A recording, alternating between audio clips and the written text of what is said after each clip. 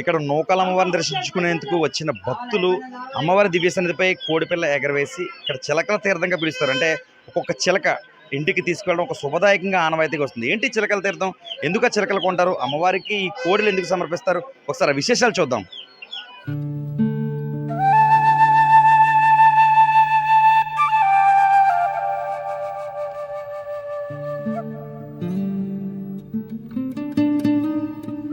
శ్రీ నూకాలమ్మ తల్లి అమ్మవారి జాతర మహోత్సవాలు ఉమ్మడి తూర్పుగోదావరి జిల్లాలో విశేషభరితంగా సాగుతున్నాయి. అయితే ఒక్కొక్క చోట ఒక్కొక్క రకమైన ఆచారం ఉంటుంది. అందుకు భిన్నంగా కాకినాడ జిల్లాకు సంబంధించి ఇస్కలపేట ప్రాంతంలో గల శ్రీ నూకాలమ్మ తల్లి అమ్మవారి దివ్య సన్నిధిలో చిలకల జాతరగా కూడా భక్తులు పిలుస్తూ ఉంటారు. ప్రధాన విశ్వాసంతో వేలాదిగా భక్తులు, అంటే అడుగు తీసి అడుగు తీయలేని విధంగా భక్తులు ఈ జాతరను తిలకించేందుకు వస్తారు. ఆలయంపైకి అమ్మవారు చల్లగా చూడాలి అని ఒక మొక్కుబడి నేపథ్యంలో ఒక కోడిని, అంటే కోడి పిల్లని తీసుకువెళ్లి ఆలయం పైకి ఇసరడం ఒక ఆనవాయితీ అయితే, మరొకటి ఖచ్చితంగా భక్తులంతా ఒక పంచదార చిలకను ఈ అమ్మవారిని దర్శించుకున్న తర్వాత ఈ చిలకను మనం ఇంటికి తీసుకువెళ్తే ఆ చిలక తీపితనం మన జీవితంలో ఉంటుందని ఒక విశ్వాసంతో పెద్ద ఎత్తున చిలక కొనుగోలు చేస్తుంటారు. కాబట్టి చిలకల తీర్థంగా కూడా పిలుస్తారు. మరోపక్క ఉమ్మడి విశాఖ జిల్లాలకు సంబంధించి పాయకురపేటలో కూడా ఒక చిలకల తీర్థం అనేది ఉంటుంది. పెద్ద ఎత్తున ఉగాది రోజు జరిగే ఈ తీర్థానికి సంబంధించి చిలకలు కొనుగోలు చేస్తారు. ఆ ప్రాంతంలో కూడా చిలకల తీర్థం పిలుస్తారు. ఏదేమైనా ఈ ఉమ్మడి విశాఖ, ఉమ్మడి తూర్పుగోదావరి జిల్లాలో చిలకల తీర్థాలకు ప్రత్యేక పేరుందని చెప్పుకోవచ్చు. ఏదైతే ప్రస్తుతం అమ్మవారి దివ్యసన్నిధి మనం చూస్తున్నాం, దాదాపు మనం మామూలు రోజుల్లో ఈ చిలకలు తయారు చేయాలంటే చిన్న సైజు మాత్రమే ఉంటాయి. ఒక్కొక్క సైజు అంటే 120 రూపాయల నుంచి 400 రూపాయల వరకు, అలానే మరీ చిన్నవి 20 రూపాయల నుంచి 80 రూపాయల వరకు, అలా రంగురంగుల చిలకలు, అతి తక్కువ ధరలు, మీడియం ధరలు, అధిక ధరలు, మనకి కావలసిన చిలకలు.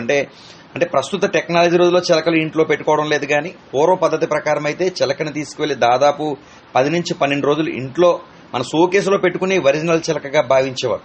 ఈ నేపథ్యంలో మరలా ఆ సంస్కృతి సాంప్రదాయం ఈ ప్రాంతం ఏదైతే ఈ కాకినాడ జిల్లాకు సంబంధించి ఇస్కలపేట ప్రాంతంలో ఇప్పటికీ కొనసాగుతుందని చెప్పుకోవచ్చు. భక్తులంతా కూడా భక్తి శ్రద్ధలతో అమ్మవారిని దర్శించుకున్న తర్వాత ఒక్కొక్క చిలక నివాసాలకి తీసుకువెళ్తారు. నిజానికి చూడటానికి 2 కళ్ళు సరిపోవు అనే విధంగా రంగురంగుల చిలకలు వ్యాపారులు అందుబాటులో పెడతారు. మనం చూస్తున్న విజువల్స్ లో అమ్మవారి ఆలయాన్ని దర్శించుకునే ముందు ఒక సెట్ ప్రత్యేకంగా ఆకట్టుకుంటుంది. ఇలా కోళ్లు ఏదైతే ఉన్నాయో, చిన్నపిల్లలు కావిడికి ఈ కోడి పిల్లలు కట్టుకుని ఆలయం చుట్టూ ప్రదక్షిణలు నిర్వహిస్తారు. మరికొంతమంది భక్తులు ఈ కోడి పిల్లలను అమ్మవారి ఆలయం గోపురం పైకి విసురుతారు. ఈ విధంగా మనం ఒక చిన్నారిని చూస్తున్నాము.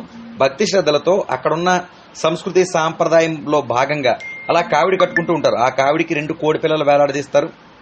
అనంతరం ఆ కోడులను అమ్మవారికి సమర్పిస్తారు. ఈ విధంగా ఈ ఉమ్మడి జిల్లాలో అయితే సంస్కృతి సాంప్రదాయం ఉట్టిపడే విధంగా కార్యక్రమాలు అయితే జరుగుతున్నాయని చెప్పుకోవచ్చు. ప్రధాన అట్రాక్షన్ ఈ చిలకల తీర్థానికి చిలకలే అని చెప్పుకోవచ్చు. జాతర మహోత్సవాలు కళాయి కమిటీ ఇక్కడ రంగరంగ వైభవంగా చాలా అద్భుతంగా పొద్దునుంచి కూడా జనాలు దండోపుగా వస్తున్నారు. ఇక్కడ చాలా ప్రసిద్ధి ఏంటంటే ఎప్పటి నుంచో ఇక్కడ చిలకల తీర్థం జరుగుతుంది. ఎక్కడ దొరకలేనటువంటి ఎన్నో చిలకలు, ఒక మిఠాయిలు ఇవన్నీ చాలా దొరుకుతుంటాయి. ఇక్కడ చాలా ప్రసిద్ధిగాంచింది అమ్మవారు. కోరిన కోరికలన్నీ కూడా తీర్చి ఆ మరిడి అమ్మవారు, ఇక్కడ నూకల అమ్మవారు కూడా చాలా ప్రసిద్ధిగాంచారు. ఇక్కడ ఈ కార్యక్రమాన్ని మాకు చాలా అద్భుతంగా, ఆనందంగా, చాలా వెరైటీగా చేస్తున్నాం. ఇక్కడ మాకు అంతగా సహకరించింది మా రాజా చిన్నబాబు గారు. వాళ్ళ సహాయ సహకారాలతో ఎప్పటి నుంచో మేము ఇది 3వసారి పాడడం. వాళ్ళ సహాయ సహకారాలతో ఎంతో అద్భుతంగా అమ్మవారిని దర్శించుకున్న వాళ్ళు చాలా సుఖ సంతోషాలతో ఎప్పుడు ఎల్లవేళ ఉండాలని మా ఇక్కడ ఈవేళ మజ్జిగ పంపిణీ, పులిహార వితరణ, ఇలా స్నాక్స్ చాలా కూడా ఆ భక్తులకి వచ్చిన వాళ్ళకి ఏర్పాటు చేసాం. కాకినాడ జిల్లా నూకాలమ్మ తల్లి ఇక్కడ ఎప్పటి నుంచో ప్రసిద్ధిగాంచిన దేవత, మా గ్రామదేవత.